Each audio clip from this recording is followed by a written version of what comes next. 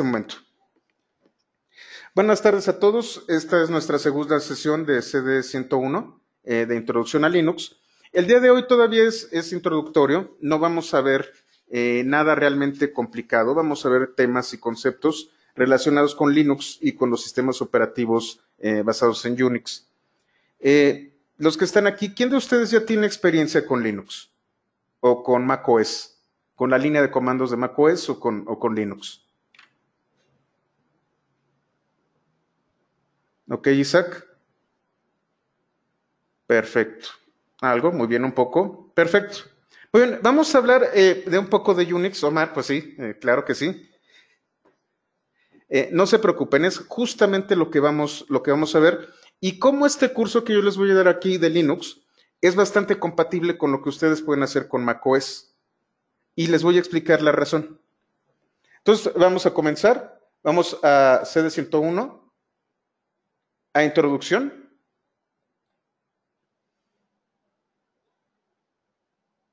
Y bueno, ¿cuáles son los objetivos de este curso? A lo largo del taller vamos a presentar a los asistentes los aspectos básicos de los entornos basados en GNU Linux, haciendo énfasis en el uso de la línea de comandos. Este no es un curso tradicional de Linux. Normalmente cuando es un curso para usuarios de Linux, se da el entorno gráfico. Si ustedes tienen Ubuntu o están utilizando Fedora o están utilizando, no sé, qué sería, qué otra cosa tienen por ahí, Fedora, Ubuntu, pueden utilizar Mandriva, que por ahí andaba. Total, distribuciones para escritorio. Ustedes van a tener un entorno gráfico como el que tenemos aquí en Windows. Sin embargo, este curso está especializado en el tema de virtualización y de máquinas virtuales. También vamos a hablar de contenedores. Todas estas herramientas de máquinas virtuales y contenedores, por lo general, no se ejecutan directamente a través de un sistema personal, sino que están en un servidor que nosotros ni siquiera sabemos dónde puede estar, en un rack que tampoco sabemos dónde puede estar, en unos fierros que tampoco conocemos personalmente, a menos de que seamos lo suficientemente afortunados como para hacer una visita a nuestro proveedor de servicios. Debido a esto, yo tengo que conectarme a través de otros medios que no son los que yo tengo en un entorno gráfico. Este curso está enfocado primordialmente a la línea de comandos. Y es con lo que vamos a estar trabajando. Déjenme cerrar también otro micrófono. Mint, exactamente, Mint es otra distribución para usuarios. Nosotros nos vamos a enfocar sobre todo a todo el tema de entornos virtualizados y servidores. Este no es un curso para usuarios de escritorio. Bueno, sí, pero usuarios de escritorio bastante avanzados.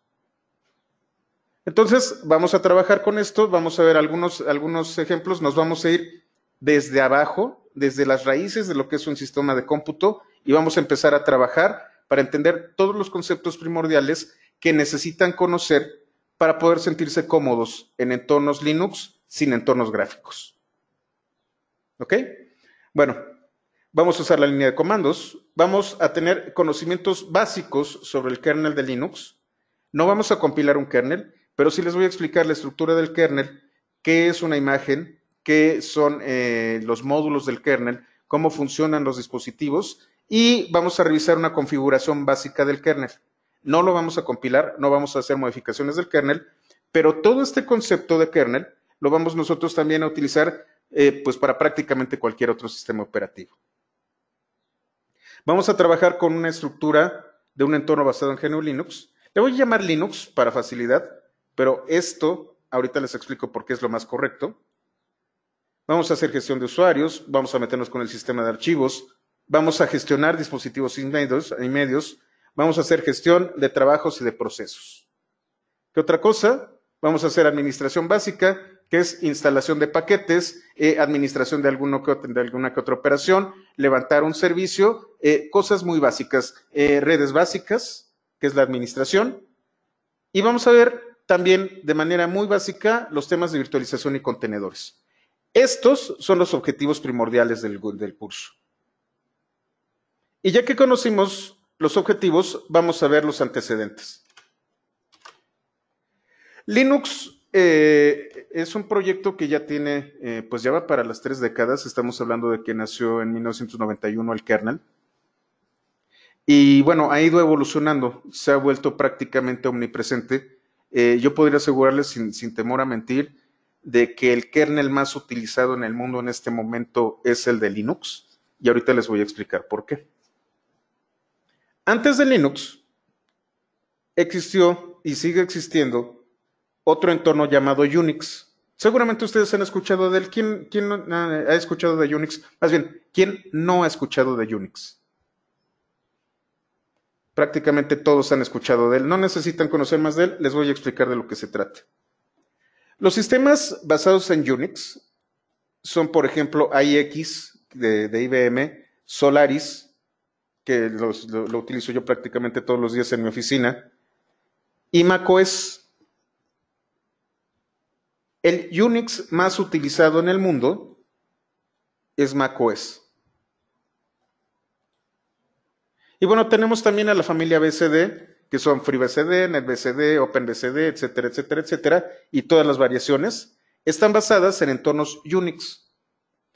Unix es todavía más antiguo que Linux por varias décadas. Unix nació en 1969 en los famosos Bell Labs, los laboratorios Bell. A lo mejor les suena este nombre por Alejandro Graham Bell. Estos laboratorios pertenecen a la empresa que fundó Alejandro Graham Bell, llamada AT&T, y a partir de aquí teníamos a 3 ingenieros bastante brillantes. Ahorita les voy a explicar por qué son tan brillantes y por qué son tan reconocidos. Estos ingenieros primero crearon un sistema, bueno, tenían el encargo de crear un sistema que fuera multiusuarios y que pudiera tener múltiples conexiones y atender diversos servicios de forma centralizada. Allá por la década de los 60, principios de los 70, los recursos eran muy escasos para el tema de cómputo. Entonces, empresas como AT&T lo que buscaban era ofrecer sistemas de cómputo al mayor número de usuarios de forma centralizada. De ahí nació un proyecto llamado Multics. Multics lo que pretendía era precisamente eso, de generar un sistema de este tipo, por eso se llamaba Multics, pero fracasó. Tenían muchísimo presupuesto, tenían toda una serie de ingenieros trabajando en esto, pero Multics fracasó. Es más, si ustedes googlean Multics,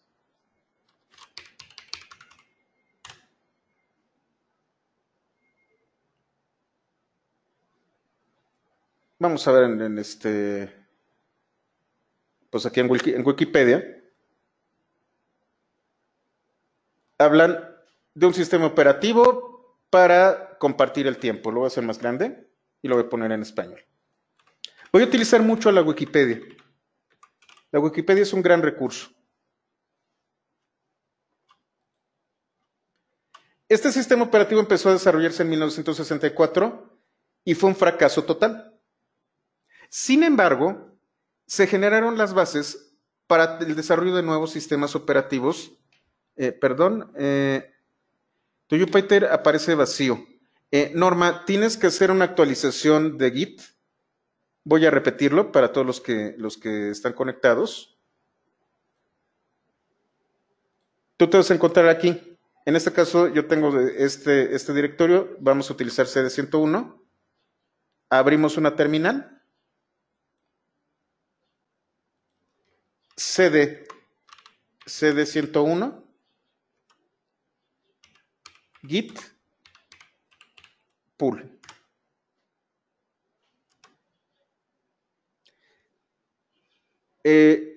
Todos los apuntes de este curso los estoy haciendo prácticamente un día antes para que puedan estar actualizados.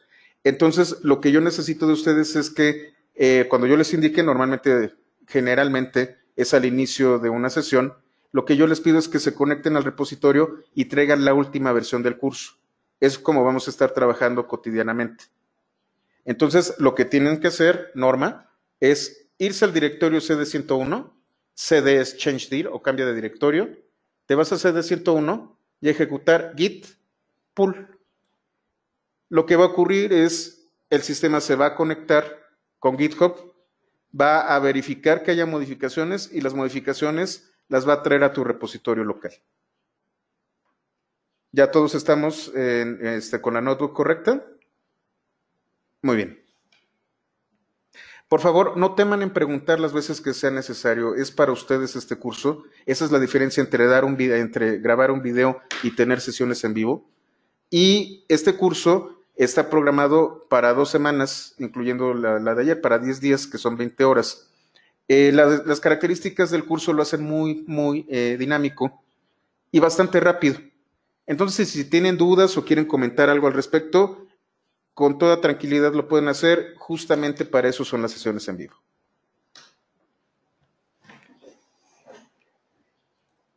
Entonces, bueno, Multics falló, pero estos 3 señores, Brian Kernighan,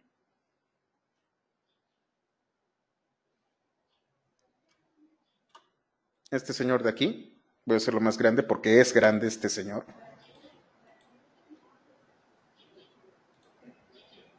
Ken Thompson, este de aquí, y Dennis Ritchie, este señor que seguramente también lo han visto por ahí, jugando como un hobby, como algo así que no tenía nada que hacer a la hora de la comida, como lo estoy haciendo yo, nada más que ellos son mucho más geniales que yo. Dijeron, bueno, pues vamos a tomar pedacitos de Multics y vamos a hacer algún juguetito que realmente pueda ayudarnos en un futuro. Se juntaron en el laboratorio les dieron chance y crearon Unix. Unix fue creado en un lenguaje llamado C, seguramente de ese se han escuchado. Los creadores de este lenguaje son Dennis Ritchie y Brian Kernighan. Eran gente muy brillante. Bueno, Kernighan creo que está vivo todavía. ¿No? Sí, tiene 77 años, todavía nos acompaña. Y Dennis Ritchie es el que falleció hace algunos años, unos pocos meses después que este otro señor, ¿cómo se llama? El de Apple, Steve Jobs. Dennis Ritchie y Brian Kernighan son los creadores del lenguaje de programación C.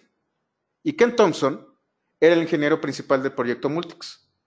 Se juntaron, empezaron a trabajar, además de que crearon su propio lenguaje de programación, crearon su propio sistema operativo y resulta que este hobby de tiempo libre resultó en uno de los sistemas operativos más venerables y conocidos y sobre todo estables de la historia. Eso es Unix. En aquellos momentos, y voy a hablar mucho de historia porque tiene mucho que ver con las comunidades de Linux.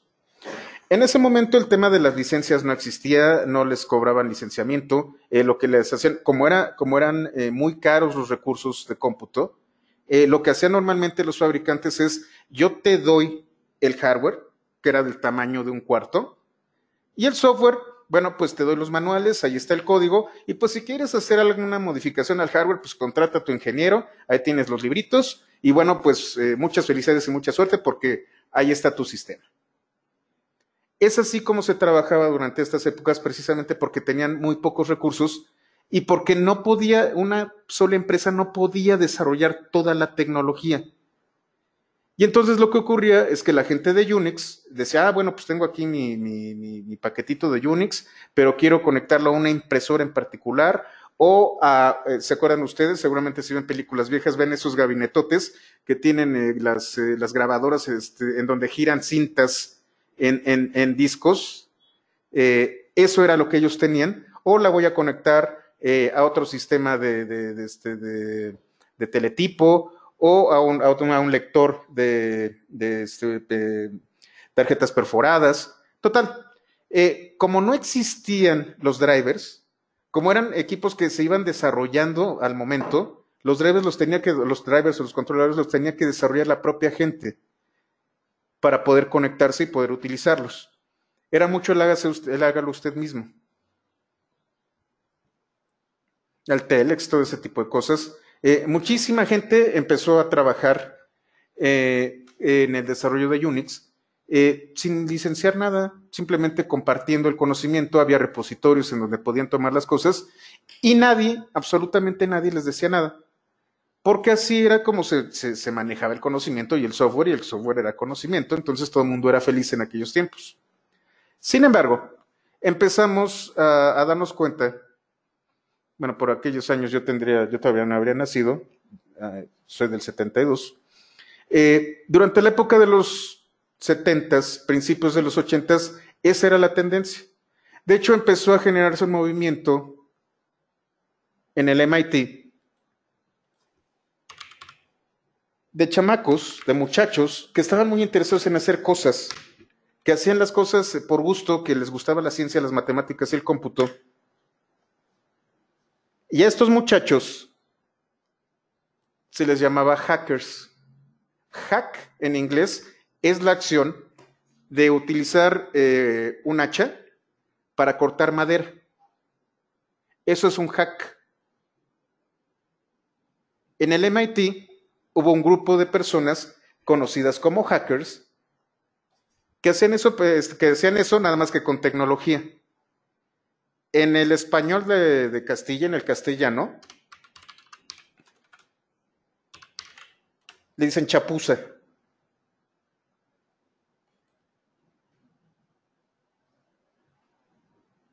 Hackear en inglés, en español es chapuzar.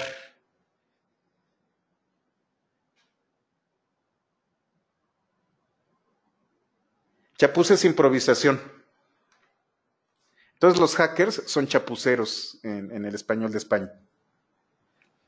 Estos hackers generaban tecnología y pues ya después el término fue variando desde tener una connotación bastante mala que tiene que ver con la gente que hace vulnerabilidades y trata de hacer intrusiones a sistemas, a la cultura hacker de los emprendedores actuales y la comunidad de startups, etcétera, etcétera, a el concepto de hacker tradicional, que es una persona que tiene conocimientos, quiere aplicarlos y hace cosas con este conocimiento. Ahí fue donde nacían los hackers. La connotación no era mala, era todo lo contrario. Era gente interesada en la tecnología y que hacía sus chapuzas, que hacía sus pequeños inventos y se los mostraba al resto de la comunidad. El término hacker no era una certificación. El término hacker no era un diploma. Era un reconocimiento de tu comunidad de pares sobre tus logros y lo que tú podías hacer.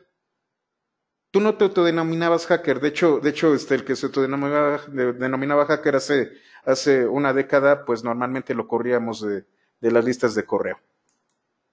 Tú no te puedes decir hacker en aquellos días, más bien la comunidad te tiene que reconocer como hacker. Ahorita tenemos hackers éticos y hacker growth hacker y no sé qué tantas cosas.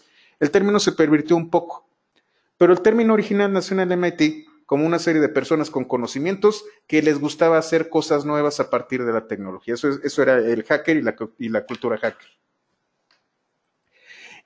Estos hackers fueron los que crearon Unix y lo hicieron crecer. Y de repente, empresas como IBM, como en aquellos momentos son Microsystems e inclusive Microsoft, se dieron cuenta pues de que el software podía ser algo que podían ellos restringir y vender. Entonces dijeron, un momentito, yo ya no soy una empresa que solamente hace fierros, que era lo que era IBM, que era lo que era Sun Microsystems, las famosas Burroughs, todas estas, te vendían el fierro y el software era gratuito. De repente nace una empresa llamada Microsoft, con un amigo llamado Bill Gates, que dijo, ¿saben qué? Yo no soy una empresa que hace dispositivos ni computadoras, yo soy una empresa que hace software y este software está cerrado y licenciado. Si tú quieres tener acceso al código para modificarlo, número uno, me tienes que pagar una licencia corporativa inmensa. Y número dos, si lo único que quieres son los binarios, pues te los licencio mucho más barato. Y en algunos casos, ni con todo el dinero del mundo vas a tener acceso a mi código. Esto ocurrió por ahí de los 80s. Y AT&T, a lo mejor ustedes no lo recuerdan, eran muy jóvenes, de hecho seguramente no nacían. AT&T sufrió muchas modificaciones durante esa época, la consideraron un monopolio, hubo algunas controversias legales con respecto a AT&T, fue muy grande, y separaron a AT&T en varias empresas. Durante este periodo hubo mucha inestabilidad con respecto al futuro de Unix. Y por ahí hubo una variante de Unix llamada BSD. BSD significa Berkeley Software Distribution. Es una versión de Unix de la Universidad de California de Berkeley, que tenía su propia versión de Unix y que de repente unas personas también muy brillantes de una organización llamada DARPA, no, en aquella era ARPA,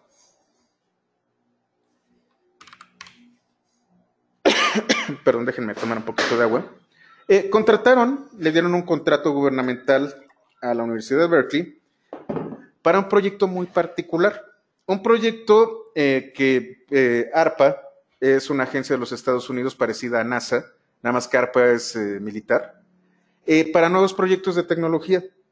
En aquellos momentos, en los 80s, ARPA estaba muy preocupada sobre todo con el tema de la Guerra Fría y pues con alguna situación, algún escenario de ataque nuclear o a la infraestructura de comunicaciones de los Estados Unidos. ARPA lo que le encargó a Berkeley fue generar un protocolo para una red de comunicaciones que aun cuando varios nodos de la red se cayeran, esta red de comunicaciones pudiera rutear la información a través de los nodos que siguieran persistiendo. A este proyecto se le llamó ARPANET. Y ARPANET está basado en una serie de protocolos que se conocen como TCP/IP,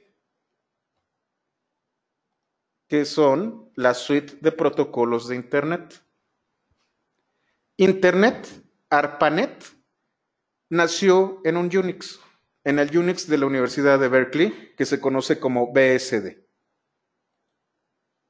La historia es muy importante y muy rica porque entonces ya empezamos a entender cómo es que nuestra tecnología llegó hasta estos tiempos. El primer stack de herramientas para Internet funcionó sobre Unix. Unix fue el sistema a partir del cual Internet empezó a crecer. En aquellos tiempos, pues ya teníamos algunos corporativos que empezaban a afilar sus garras.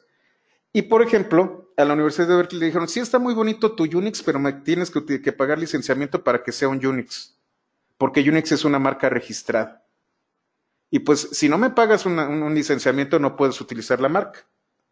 La universidad le dijo, bueno, pues no voy a utilizar tu marca, y contrademandó a AT&T y le dijo, ¿sabes qué? Estás violando además mi propiedad intelectual porque el código de Unix que tú tienes para tu BSD contiene propiedad intelectual mía.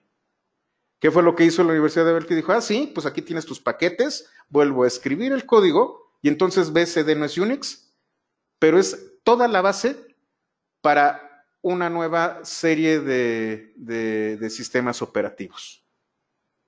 Estamos hablando de la época de los 80s, 90s, en donde se estaban dando hasta con la cubeta y sobre todo, pues empezaba a sonar muy interesante el negocio del software.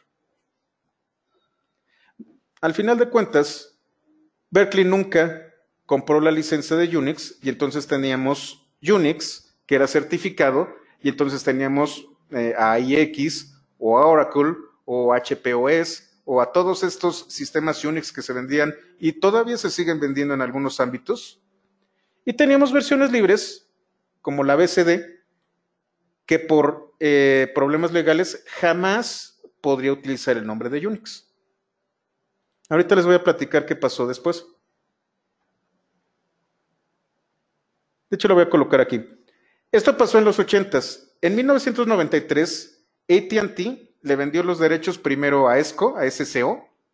De hecho, había un sistema llamado SCO Unix,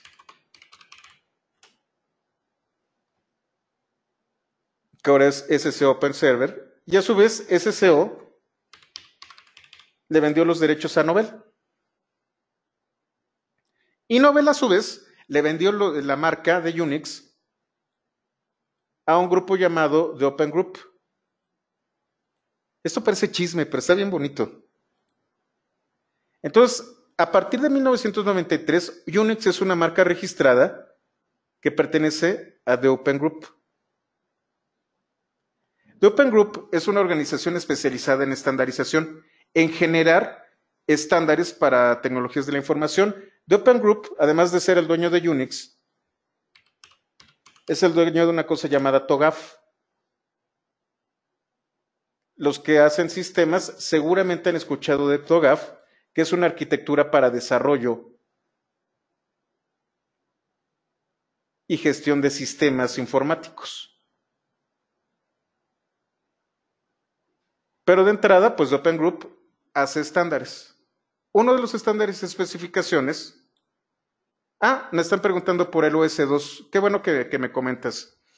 Vamos a hablar de qué pasó después. No está en los apuntes, pero va a quedar grabado.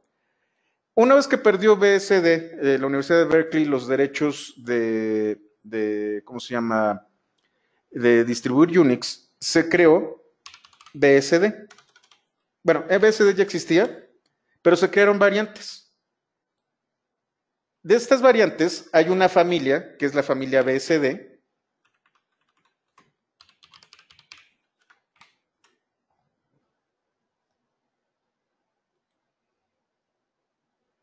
Al rato voy a donar. En donde tenemos FreeBSD, NetBSD y OpenBSD. Y bueno, tenemos también Dragonfly BSD, que es una versión de FreeBSD, nada más que para escritorio. Estos son sistemas operativos libres basados en BSD. Nacieron un año después de Linux. Y por eso no son tan populares. No sé si ustedes hayan escuchado de BSD.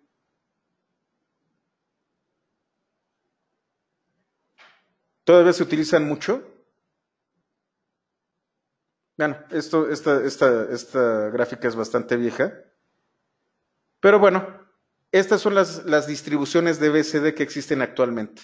Son sistemas que se apegan al estándar tradicional de BSD y bueno, son libres y son muy populares.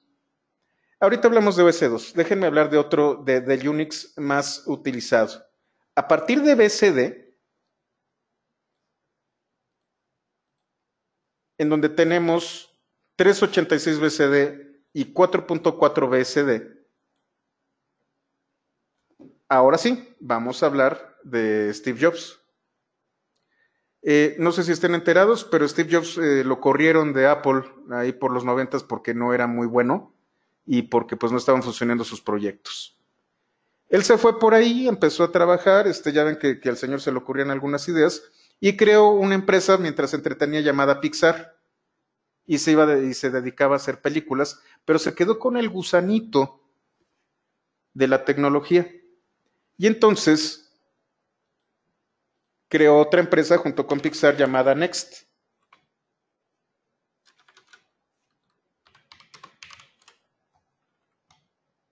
Y creó un sistema llamado Next Step.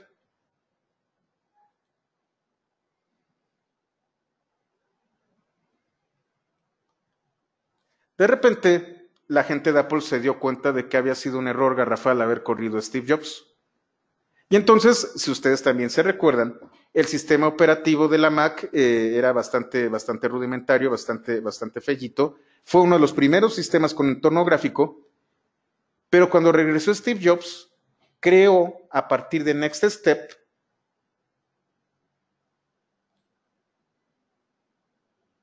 macOS. Y Next Step está basado en BSD. Esto fue el renacimiento de las Mac. Teníamos el sistema operativo de Mac previo a macOS y cuando regresó Steve Jobs se trajo Next Step y lo convirtió en macOS.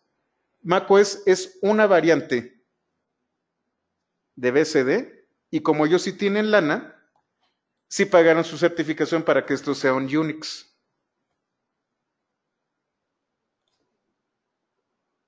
Y macOS es el Unix más popular del mundo, precisamente por esta historia que les estoy comentando.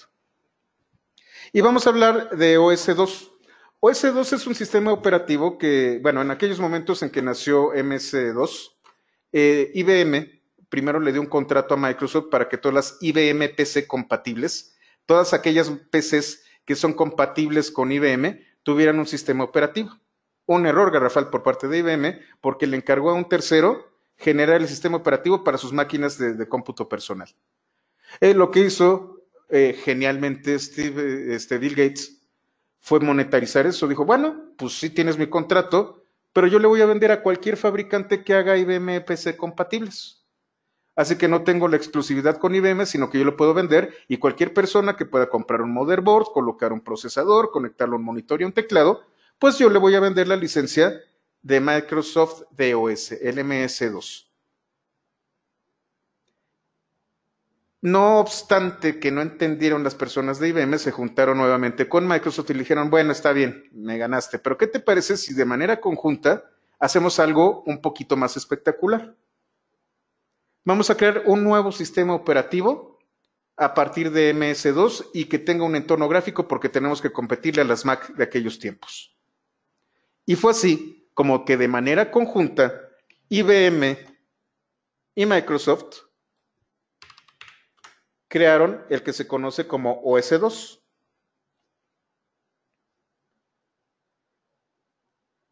Lo que no sabía IBM es que unos meses antes de que lanzaran OS2, Microsoft creó y publicó Windows 3.1 con las mejoras de OS2 y algunas otras que no les había pedido IBM.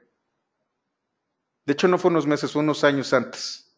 Digamos que Microsoft le comió el mandado, sí le hizo su sistema a IBM, pero creó el propio, llamado Windows 3.1. Y entonces lo que hizo fue vendérselo a todas las computadoras compatibles con IBM, e IBM se quedó solito con OS2. OS2 todavía lo van a encontrar en los cajeros automáticos. OS2 es el sistema que utilizaban y siguen utilizando muchos cajeros automáticos en el sistema bancario, no solo nacional, sino internacional.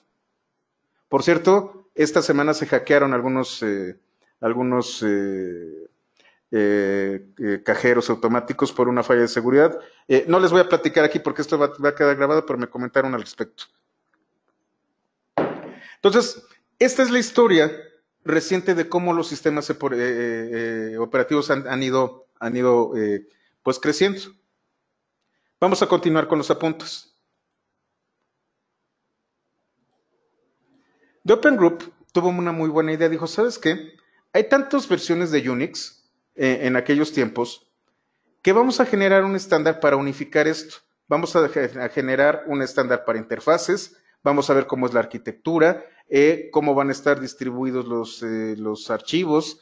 Vamos a generar reglas que nos permitan generar comandos que si tú estás en AIX o si estás en Solaris o si estás en HPUX o en lo que tú quieras, sean muy similares y las diferencias sean mínimas. Y entonces un programa que corre en HPUX puede correr con algunas modificaciones mínimas en, por ejemplo, Solaris. Y es así que se genera un estándar llamado POSIX. POSIX también es de The Open Group y es una especificación para los interfaces y los entornos, incluyendo el intérprete de comandos o la línea de comandos o shell. Y desde entonces POSIX es un estándar que se utiliza para Unix y también para Linux.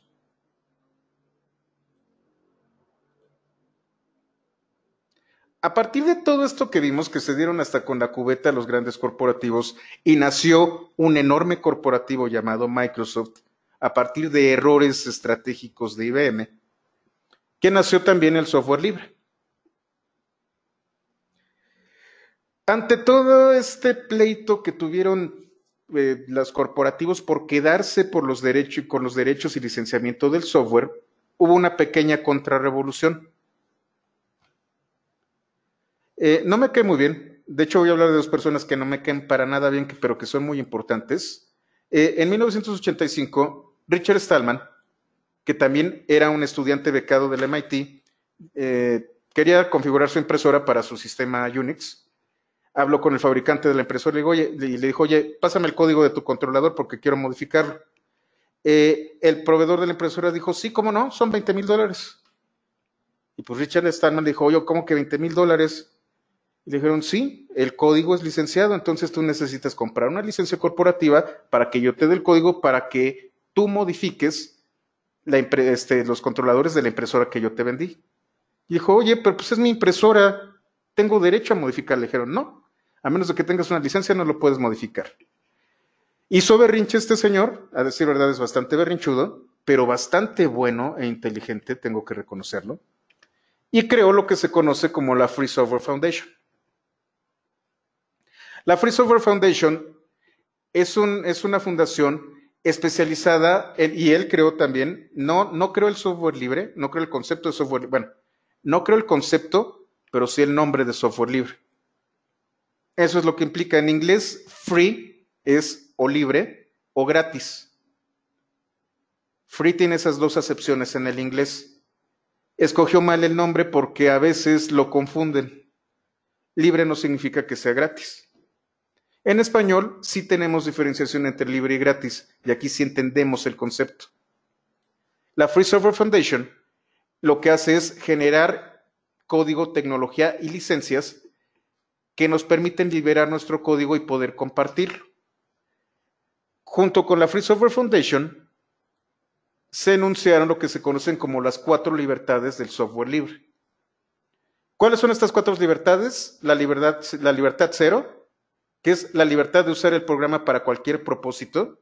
Y esto tiene muchas implicaciones, porque le dijeron a Richard Stallman hace algunos años, le dijo, oye, pues mucho del software que tú estás utilizando como libre los están utilizando las empresas militares para los sistemas de guía de los misiles. A lo que Richard Stallman respondió, bueno, pues el problema es que la tecnología es libre. Cualquier persona, institución o organización lo puede utilizar.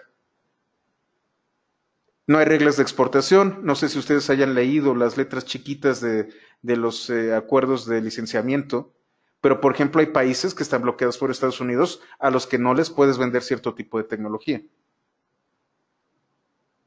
En cambio, pueden utilizar este tipo de licencias porque están fuera de este marco de un licenciamiento corporativo. Tú puedes usarlo para cualquier cosa. Tú tienes la libertad de estudiar cómo funciona el programa y modificarlo, adaptándolo a tus necesidades. Entonces, ahí está el código, analízalo, estúdialo, y si quieres colocar el controlador de una impresora nueva, lo puedes hacer. Tienes la libertad de distribuir copias del programa, con lo cual puedes ayudar al prójimo. Bueno, como ven, esto tiene un poco de temática moral. ¿Qué significa esto? De sí, el software es libre, modifícalo y distribúyelo como tú quieras, siempre y cuando hagas énfasis en que es una versión modificada del original. Y la 3, bueno, esta es de copiar, esta es distribuir, y esta sí es modificar y copiar. Con esta tú distribuyes libremente el original, y con la tercera modificas y distribuyes. Estas son las 4 libertades del software libre.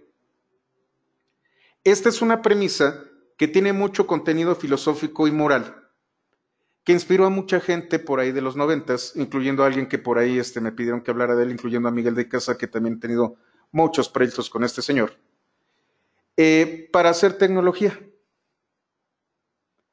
para hacer cosas nuevas a partir de conocimiento que ya existía, para poder compartir, para generar repositorios de tecnología que pueda ser utilizada, modificada y extendida por cualquier persona en el mundo. Estas libertades fueron, ahí es en donde me tocó a mí en esas épocas, fueron una inspiración para una generación de desarrolladores y de hackers que empezaron a hacer crecer el concepto de software libre y que pues está llegando a su cúspide en estos momentos al grado de que ya es un hecho el tema del software libre. Ahorita no se pone a discusión. Ahorita lo que hacen los corporativos es ver cómo le entran, pero con otro nombre que vamos a ver más abajo. Además de las libertades y de la fundación, como les digo, Richard Stallman sí es un genio, se creó el concepto de copyleft. Copyleft es un juego de palabras en oposición a copyright, que es derecho de autor en inglés. El copyleft lo que te dice es, yo te voy a liberar el código, pero este código tú lo vas a liberar tus productos derivados con la misma licencia. Estás obligado a que si yo te coloco esta licencia, siempre los productos derivados los vas a publicar con la misma licencia. Eso es copyleft. Con eso tú garantizas de que el software siempre va a ser libre. El copyleft no le agrada mucho a los corporativos. El copyleft te obliga a que una vez que modificas el software, tienes que liberarlo a fuerzas. Los obligas a liberar y eso a veces no es tan bueno. Y ahí les voy a hablar de macOS. A partir de copyleft salieron una familia de licencias con las que ustedes pueden liberar el contenido del software. Ahorita lo vamos a ver, Héctor Omar. Vamos a bajar un poquito los apuntes y lo vas a ver. La licencia más utilizada y más recomendada por la Free Software Foundation es la GNU-GPL o GPL. Algunos de ustedes han de haber escuchado de esta licencia. Si le pican aquí, van a ver de lo que se trata. Esta es la versión 3 de la GPL. Es una licencia que contiene copyleft, o sea, ustedes tienen que liberar bajo una licencia idéntica o compatible con GPL el contenido que ustedes quieran. ¿Y por qué es importante la GPL? Porque el kernel de Linux está publicado bajo la versión 2 de la GPL. ¿Por qué la versión 2 y no la versión 3?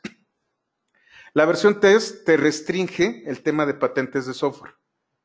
Te dice que tú no puedes liberar código si está ligado a una patente de software.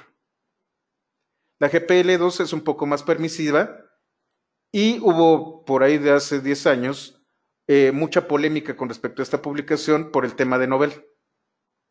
Novell estuvo a punto de ser comprado por Microsoft, de hecho se acercó mucho a Microsoft, cosa que ocurre ahorita hoy mismo con Red Hat, con Oracle, con el propio Novell, y ahorita nadie dice nada, pero hace 10 años era un tema de escándalo. Y fue por eso por lo que nació la GPL, pero con una restricción a patentes de software. En este caso, el kernel de Linux está publicado bajo estos términos. Si ustedes quieren escoger una licencia libre, existe un catálogo. A ver, déjenme ver. Creo que copié mal la liga. A ver, vamos a ver. Aquí está, licenses. Lo voy a copiar bien.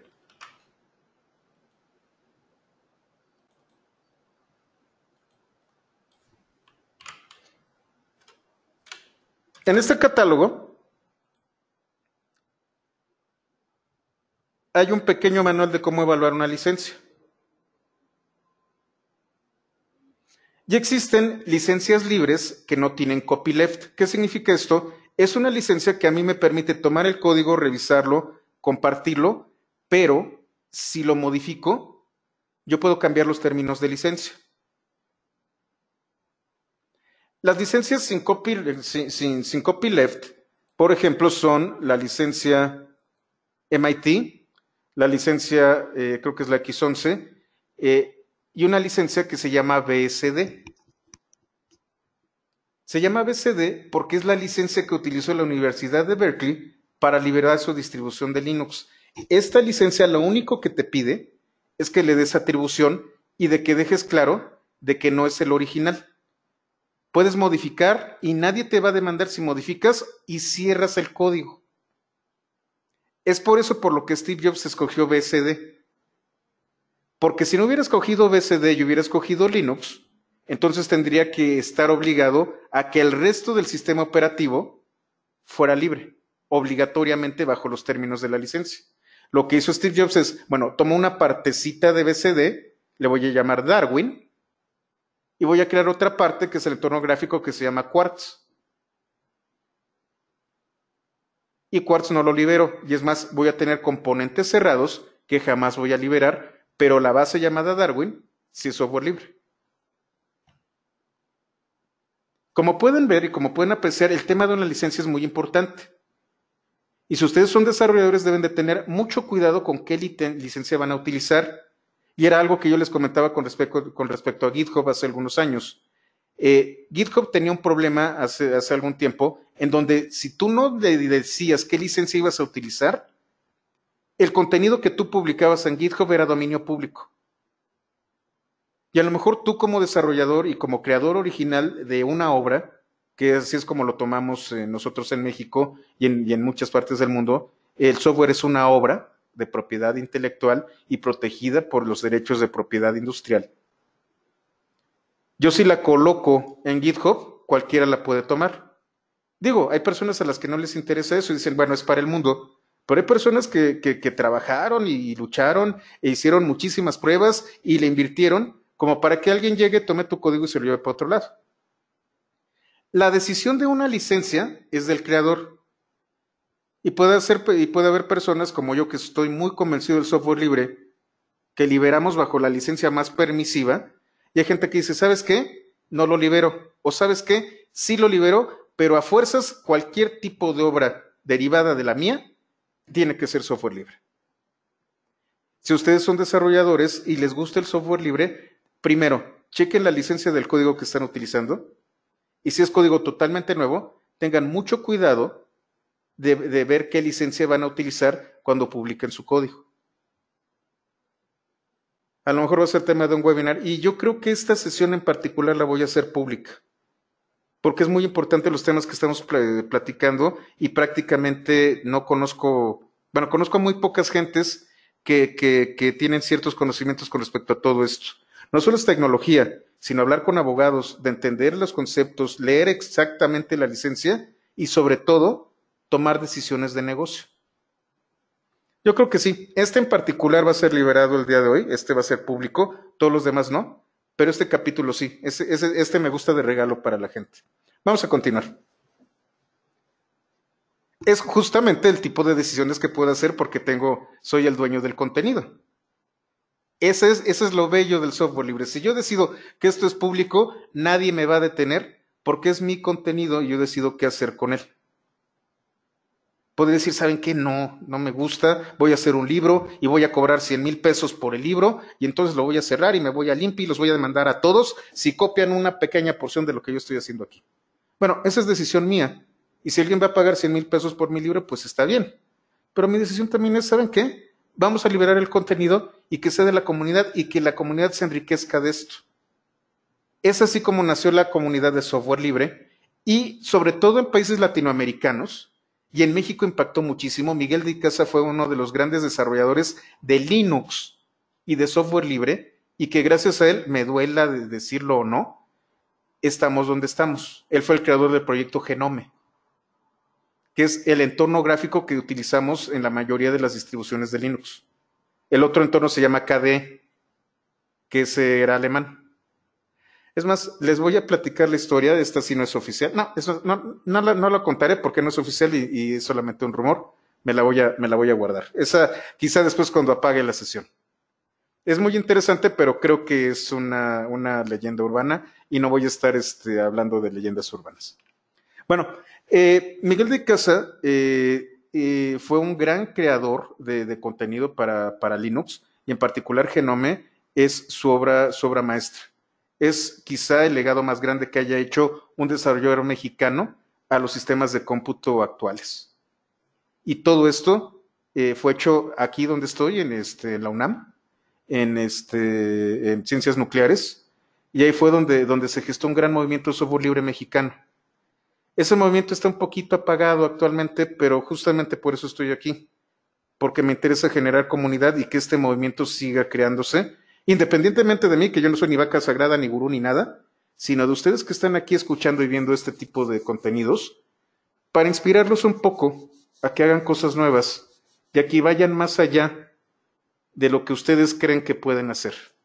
Pero bueno, ese es otro tema. Junto con software libre, se creó el concepto de código abierto u open source. Open source es un concepto acuñado por un señor llamado Eric S. Raymond, que está medio loquito, le gustan mucho las armas. Es este señor de aquí. Está muy raro, me cae muy bien, pero también es raro. Y fue autor de un libro llamado La Catedral y el Bazar. Este libro, cuando fue publicado, fue casi la Biblia del movimiento de software libre y de open source. La diferencia entre software libre y software de código abierto es que, bueno, para empezar, Eric S. Raymond creó otra organización que se llama la Open Source Initiative. Esta en particular lo que hace es promover y proteger contenido de código abierto y de estándares abiertos. Yo no me voy a meter con la filosofía ni voy a hablar de ayudar al prójimo, simplemente que el contenido esté abierto y esté basado en estándares abiertos y párale de contar. No me voy a meter con filosofías, ni voy a hablar de evangelización, ni nada de nada, simplemente es pragmático. Esto está abierto y puede ser utilizado y está basado en estándares abiertos, lo cual implica que yo no pago regalías y de que puedo distribuirlo libremente. A las empresas y a los corporativos les encanta la idea del open source. A las personas nos encanta la idea del software libre. Y esa es la diferencia que tenemos. Son prácticamente las mismas licencias en el catálogo.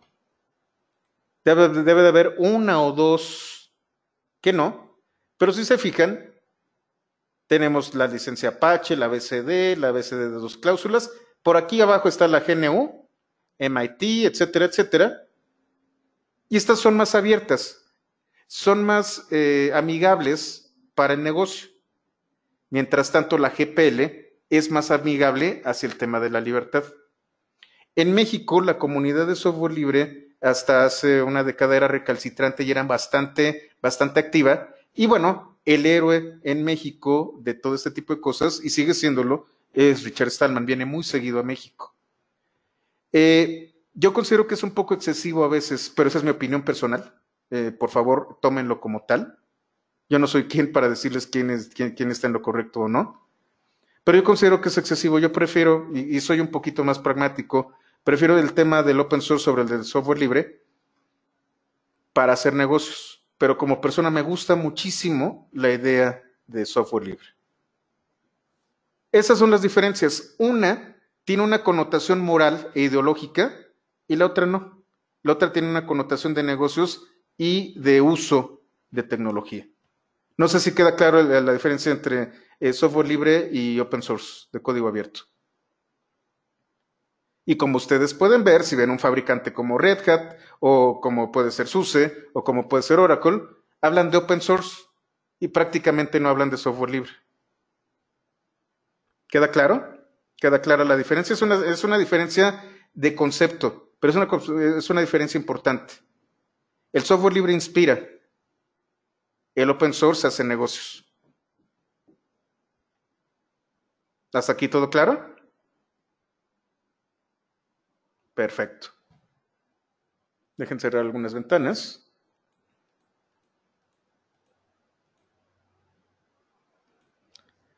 Y bueno, ya que vimos esto, vamos a hablar ahora sí de nuestro tema de estudio. Este es todo el antecedente de los 60 para acá y estamos llegando a principios de los 90. Como yo les decía, Richard Stallman es una persona brillante.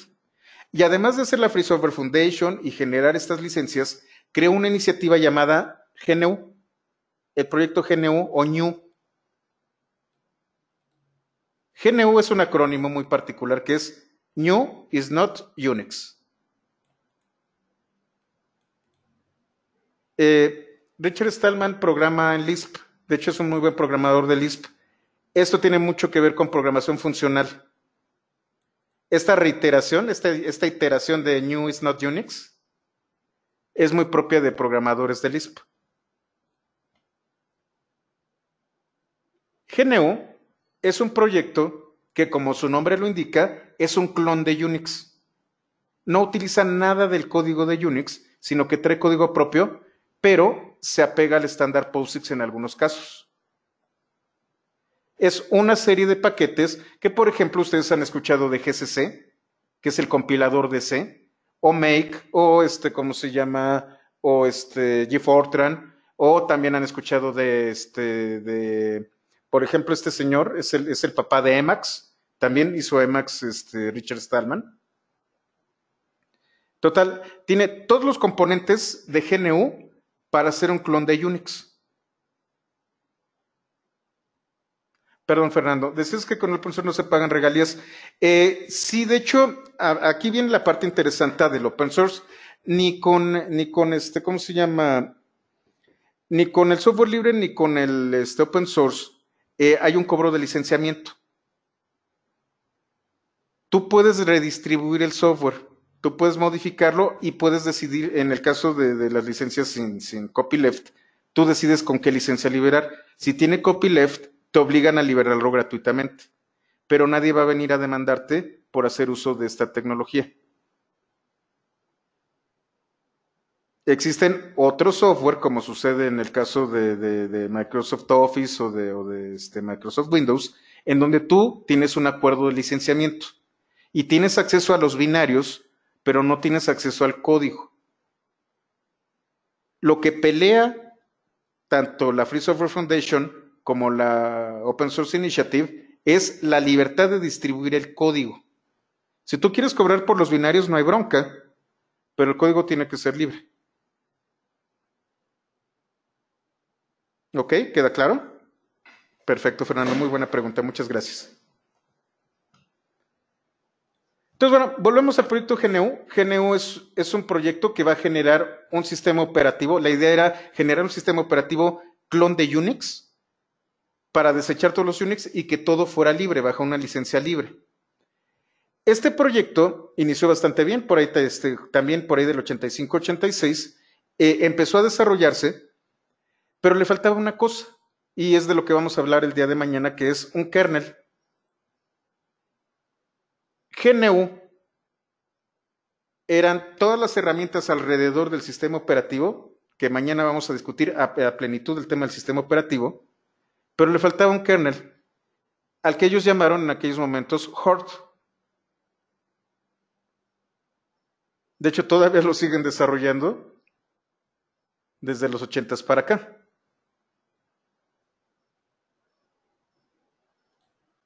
Y empezó a ganar publicidad y empezó a ganar fuerza. De hecho, había otro sistema, otro kernel muy interesante llamado Minix.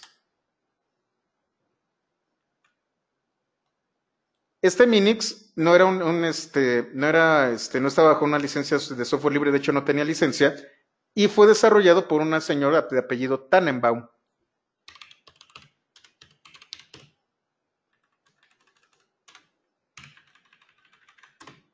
Es más, voy a Amazon.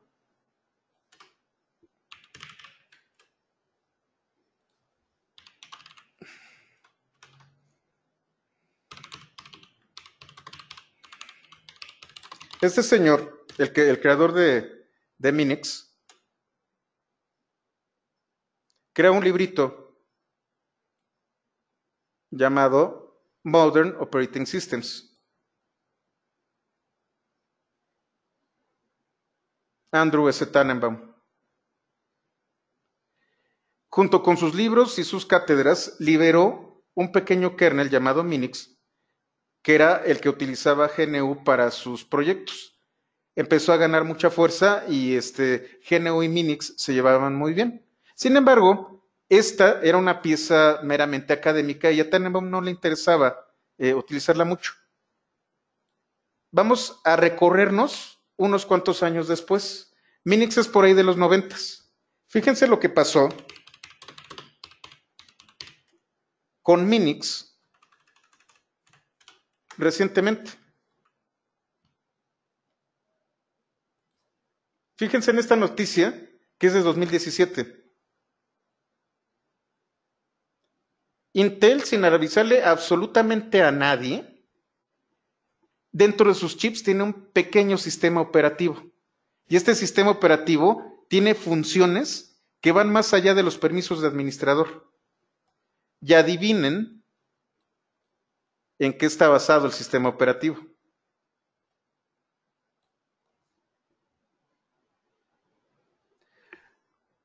Como Minix no tiene un licenciamiento, no le paga absolutamente nada a Tannenbaum. Y además puede hacer este tipo de cosas.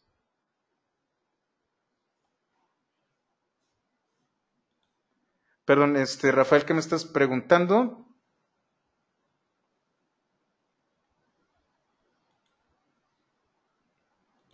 ¿Cuál era la pregunta, Rafael?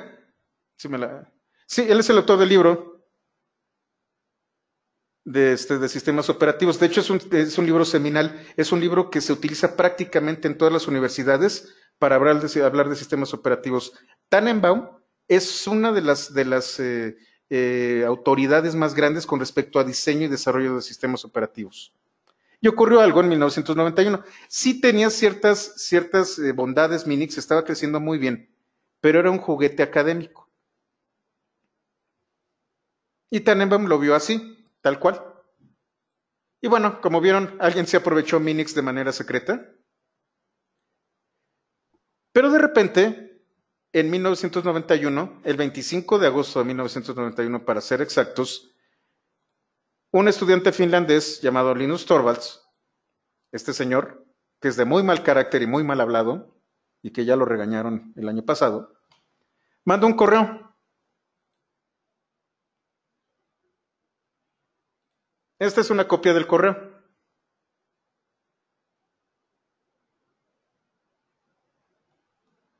De qué les gustaría ver más en Minix. Y lo que dice, a grosso modo, ahí está en la liga, en esta liga lo van a encontrar. Lo que es a grosso modo es, ¿saben qué? Para mi proyecto de licenciatura yo hice un pequeño kernel, que pues es bastante sencillo, está muy modesto, pero pues funciona con GNU. Y pues está bajo la licencia de software libre. Yo sé que seguramente Hort va a llegar en unos años y me va a tirar mi proyecto, pero pues aquí está el mío. Y el proyecto se llama Linux. Y esto es algo que para los que son estudiantes en este momento es bien importante. Linux fue un proyecto de escuela para titulación de un cuate en Finlandia. Ahí fue donde nació Linux. El proyecto de software libre más importante en la historia de la humanidad inició como una tarea de estudiante. Por ahí cuenta también la leyenda, de hecho por ahí debe haber un intercambio de correos, en donde Tannenbaum le decía a Linus Torvalds que su kernel era una porquería, que era monolítico, que no funcionaba, que la teoría estaba de la fregada, que por qué estaba haciendo esas cochinadas. Pero al final de cuentas, la comunidad tomó al kernel de Linux y lo hizo crecer. Y actualmente, el kernel de Linux no solo se utiliza para GNU Linux, sino para un sistema operativo llamado Android. Y entonces yo hace algunos años, de hecho en el Senado de la República le dije a toda la comunidad que el software libre ya había ganado la batalla. No saben cómo se burlaron de mí por eso. Pero es la realidad. Antes nosotros peleábamos porque el software libre fuera reconocido y porque no fuéramos considerados como subversivos, ni como unos hippies, ni cosas por el estilo. Y fue lo que logramos. De hecho, en este momento, el sistema operativo más utilizado en el mundo no es Windows, es Android. Y Android utiliza el kernel de Linux. En términos del software libre y de lo que luchamos una década atrás, es que el software libre domina al mundo. El gran problema que tuvimos en México es que no supimos aprovechar esa oportunidad. Pero les puedo decir algo que es muy interesante. Desde hace más de una década, yo gano bastante bien gracias a Linus Torvalds, a Miguel de Icaza y a Richard Stallman, porque me dedico a administrar y desarrollar sistemas Linux. Y esa es la parte interesante de todo esto. No solamente son las ansias de una persona veinteañera por cambiar el mundo, sino también es la visión de que este tipo de cosas realmente son negocio y de que hay gente que paga muy bien si sabes cómo funcionan este tipo de cosas. Y es por eso por lo que es este curso y por lo que lo voy a liberar. Porque es el momento de que retomemos una comunidad de administradores y desarrolladores Linux. Esto creció Esto creció de tal manera bueno, ya tenemos Android, pero si está libre GNU y si está libre Linux, pues cualquier persona puede trabajar con y generar su propia versión, su propio sistema operativo. Estas variantes de GNU Linux, por eso yo le llamo GNU Linux y no solo Linux, porque Android también tiene Linux, se conocen como distribuciones. También les dicen distros. Si ustedes van a este sitio llamado DistroWatch,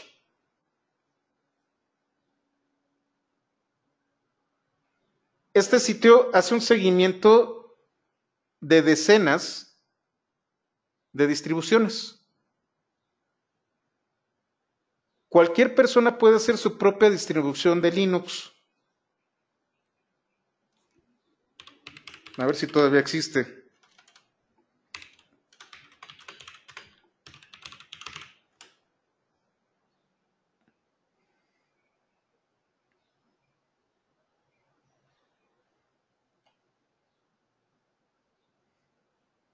Por aquí en SlideShare tenemos distribuciones mexicanas. Y ahí por el año del 2001, yo hice mi propia distribución, se llamaba Nopix a la mexicana. Era una distribución de Nopix, que era un Live CD, que no me gustaba cómo funcionaba porque iniciaba con un teclado en inglés y mi contraseña tenía una ñ. Y dije, no, pues voy a cambiar esto e hice mi propia distribución. Fue popular durante 1 o 2 años. Era el único desarrollador y el único que le daba mantenimiento a la distribución.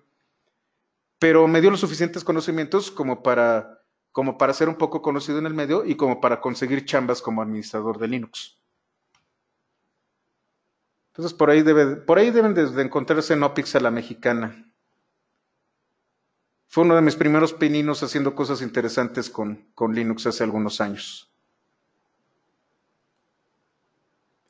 Todas las distribuciones que están funcionando y que están vivas las pueden encontrar en DistroWatch. Vamos a hacer una pequeña revisión de lo que contiene DistroWatch. Aquí tenemos las distribuciones que son más populares para DistroWatch. Tenemos Manjaro, MX Linux, Linux Mint, Elementary Linux, luego tenemos Ubuntu, Debian, Fedora. Y aquí es donde voy a hacer una pausa. Existen distribuciones totalmente libres en donde tú puedes descargarlas si no hay ningún problema y tienes algún otro tipo de distribución que son las distribuciones comerciales. Las distribuciones comerciales, por ejemplo, son SUSE, no OpenSUSE, son Red Hat Enterprise Server, no, Red Hat Enterprise Linux Server, RHLS, y tenemos algunas otras por ahí. ¿Cuál es la diferencia? La diferencia, ¿se acuerdan ustedes que yo les comentaba de los binarios? Si ustedes van a licenciar, por ejemplo, Red Hat lo que les va a dar va a ser un CD con binarios y el código va a estar publicado. Los binarios son propiedad intelectual e industrial de Red Hat. Hay un logo de Red Hat, ahí dice derechos reservados. Lo que Red Hat les da es la marca. Y junto con los servicios y asesorías y soporte que ofrece Red Hat les está vendiendo el soporte de una empresa y de una marca. Nadie los va a demandar por eso. El código siempre va a estar publicado, pero hay una distribución comercial que está restringida bajo otros términos de uso de marca, no de propiedad industrial, sino de marca, que le permite a Red Hat tener Red Hat Enterprise Linux Server y tener CentOS o Scientific Linux o Fedora, que son, en particular CentOS, es una copia tal cual de Red Hat, pero sin la marca. Lo que hacen es revisan el código, le quitan donde dice Red Hat y vuelven a compilar. Y son idénticos y Red Hat los deja. ¿Por qué? Porque cuando tú ya termines de utilizar CentOS y te des cuenta de que necesitas soporte corporativo, a los que vas a llamar es a Red Hat, porque toda tu infraestructura está en Red Hat. Y es un gran negocio. Por eso los compró IBM. Al fin IBM tuvo una buena idea. IBM acaba de comprar a Red Hat. Y entonces ustedes pueden utilizar pues cualquiera de todos esos. Tienen sistemas operativos para todo. Por ejemplo, tienen ustedes Ubuntu, que es uno de los más utilizados.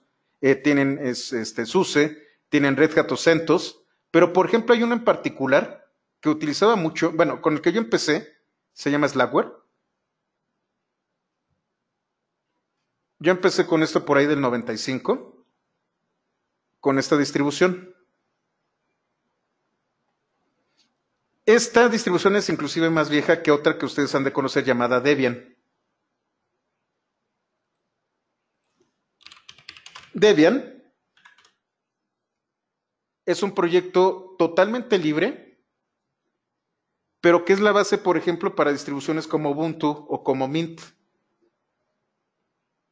Y lo que vamos a estar explorando durante este curso es cómo yo puedo utilizar los paquetes de Debian basados en .dev y los paquetes de Red Hat, que son RPMs, y les voy a dar una pequeña probadita de cómo funcionan los binarios. No vamos a compilar binarios, pero vamos a trabajar con instalación de binarios.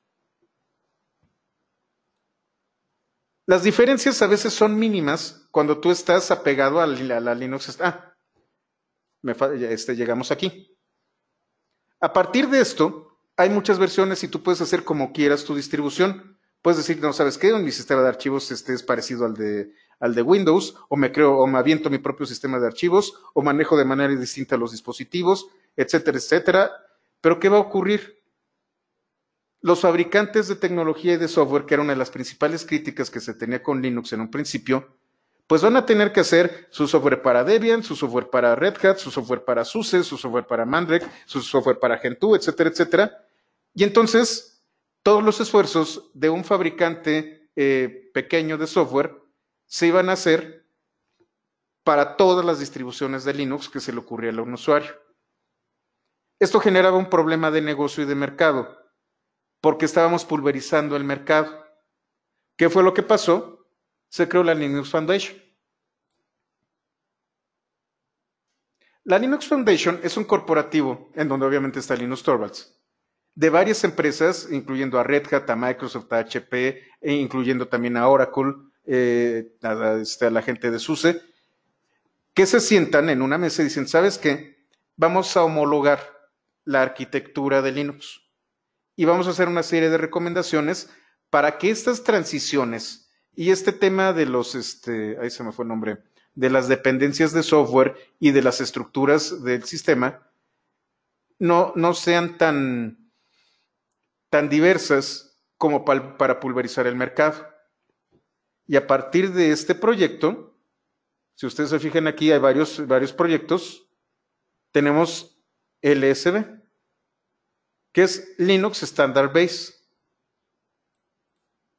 Linux Standard Base nos da una serie de directrices de cómo debe de estar estructurado un sistema basado en Linux. A veces no se apegan tanto a algunas distribuciones, a veces se apegan completamente, pero Linux Standard Base nos da una idea de cómo debe de estar estructurado una distribución de Linux. Y entonces van a encontrarse de que si aprenden Linux de manera muy sencilla y básica, no es tan difícil pasar a otra distribución de Linux. Es por esto por lo que nosotros aprendemos Linux una vez y, excepto por 2 o 3 pequeñas diferencias, los sistemas son los mismos y te puedes mover fácilmente entre CentOS o entre Debian, Ubuntu o SUSE, siempre y cuando conozcas estas pequeñas diferencias. Las diferencias no son del sistema, sino son de ciertas herramientas o tecnologías particulares para ciertos fines específicos. ¿Hasta aquí queda todo claro? ¿Se entiende bien qué es Linux? ¿Se entiende de dónde nació? Y aquí viene la mejor noticia.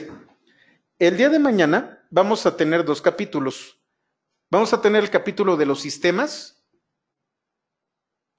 que ya le pueden dar una checada, nomás me falta el tema de virtualización, que son los sistemas de cómputo. ¿Cómo funcionan? Me falta nada más el tema de virtualización para que quede completo este capítulo. Y vamos a ver la famosa línea de comandos. Es aquí en donde la magia ocurre y la parte más interesante es que lo que yo les enseño aquí, en un 90-95% lo pueden hacer en Mac. Porque Mac también utiliza Bash y también está utilizando algunos componentes de GNU y la línea de comando de macOS es muy parecida a la línea de comando de Linux. Entonces matan dos pájaros de un tiro. Además de aprender Linux, pueden aplicarlo a macOS. No es tan fácil si ustedes están utilizando, por ejemplo, Solaris o HPUX o AIX, otras variantes de Unix que están hechas por proveedores corporativos. Ahí sí hay algunas diferencias. Pero sobre todo con macOS, inclusive ustedes pueden instalar las herramientas de GNU y va a funcionar muy similar a Linux.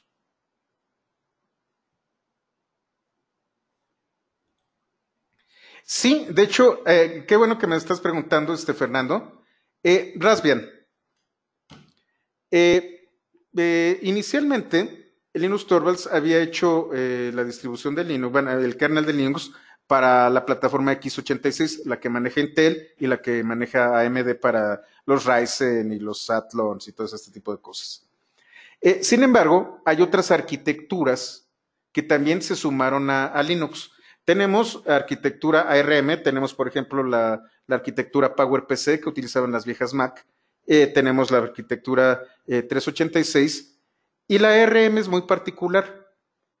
ARM, que de hecho lo vamos a ver mañana, es una especificación para chips basados en la arquitectura RISC. ARM es una empresa en Inglaterra que genera una especificación. Dice, esta es mi especificación para los procesadores. Cómprenme la licencia. Y entonces los fabricantes de chips compran la licencia de ARM, le hacen algunas modificaciones al chip, pero pueden generar su propio chip. ¿Quiénes son los mayores compradores y fabricantes de ARM? Pues los chinos. ¿Y quién más? Apple. ARM es una especificación de chip que se utiliza principalmente y se utilizaba primordialmente para microcontroladores de dispositivos pequeños. La situación es que ahora los dispositivos pequeños evolucionaron hacia los dispositivos móviles y la plataforma ARM en estos momentos junto con Android es la plataforma de dispositivos más utilizada en el mundo. ¿Qué otro proyecto utiliza ARM? Que por cierto también pertenezco a este grupo, de hecho soy uno de los administradores del grupo, en Facebook, Raspberry Pi. Raspberry Pi utiliza el procesador ARM y Raspbian es una distribución de Debian para procesadores ARM y obviamente le queda muy bien a Raspberry Pi. El kernel es el mismo, Fernando, me están haciendo una pregunta si también tiene un kernel, sí. El kernel de Raspberry Pi, el de Raspbian, es Linux, nada más que modificado. Una de las grandes ventajas que tiene el kernel de Linux es que no solamente es para la plataforma x86, es más, las herramientas de GNU para compilar binarios pueden ser utilizadas para x86, para ARM, para PowerPC, tan solo con cambiar una instrucción, ahí se me fue el nombre, una configuración en las opciones de compilación. Tú tienes el código fuente y le dices, ¿sabes qué? Este va a ser para x86, este para PowerPC y este para por ejemplo, ARM. A esto se le conoce como un toolchain.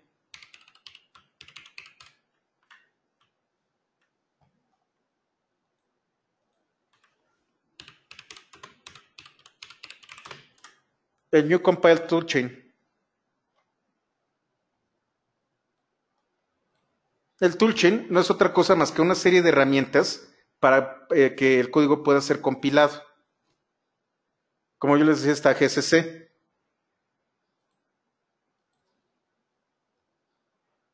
Pero es GNUMake, bueno, NewMake, New Compiler Collection, que es GCC, New C Library, que es glibc, Binutils, Bison, M4, el depurador, el sistema de construcción, que es Autoconf, Automake y libtool.